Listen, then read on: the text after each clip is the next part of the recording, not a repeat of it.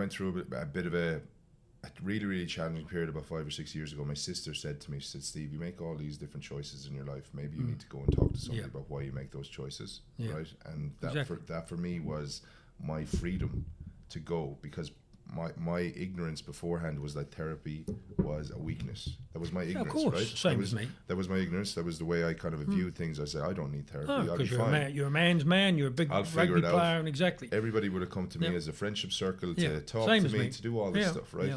And then it got to a point where, when my sister said it to me, that was the catalyst for me to go, do you know what, she's right. And I'd never done it before, but what I did was I went to my GP, had a chat with my GP. I said, I need help. Yeah. And he gave me 2 names. I rang one person, they never rang me back. I rang another person, they rang me back, right? Yeah. And then I went into the world where, like with training in the gym, I'm not going to get strong in the morning. No, exactly. From doing a weight session. It's going to take a process. No, and people need to know that. And so I kind of approached it going, okay, this is a process.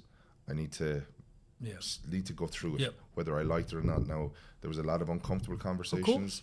There was a lot of tears. There was a lot of like challenges. There was all these things that, like, I could see myself reacting. But 2 years later, I turned around and I said, I think we're done, aren't we? And she said, yeah, we are. Yeah, and people have to realise that. People are looking for the quick fix. I was lucky it was 2 years. No. Right? But, you're lucky. Like some people will, and sometimes I look at it and I go, okay, maybe I should go back. Yeah, but at least you know that you have the strength. For me, I just know that I'm saddled with this for life. Now, that doesn't mean to say that I'm a miserable person to be around. No. I'm not, and I'm a good friend, and I'd like to think that I'm somebody that people can share things with and that. But I know, like you, that I know that if I get into trouble, then I have certain numbers on my speed dial or whatever, and one of them is a therapist and one of them is a psychologist, whatever, because I need to ring them and say, hey, look, I think I need another series of appointments. But people need to know out there that are listening to this, it is a process, and you need to find the right person for you too. It's not just about going to the first psychotherapist you can book in, because that may well be a failure. I think I had to try 5 or 6 before I found the right mix for me that I felt comfortable talking to.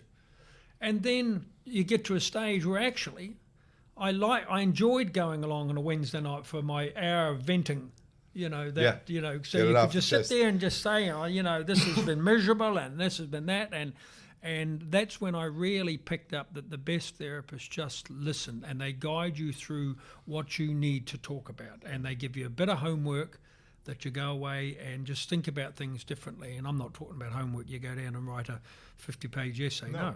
Just say, hey, maybe we look at things a little bit differently. Yeah. And the CBT side of that, but people need to understand that's a good thing. I mean, Americans have probably over-embraced the kind of therapist for everything. But certainly, you're right. The first step is that. And it's not an easy step to make.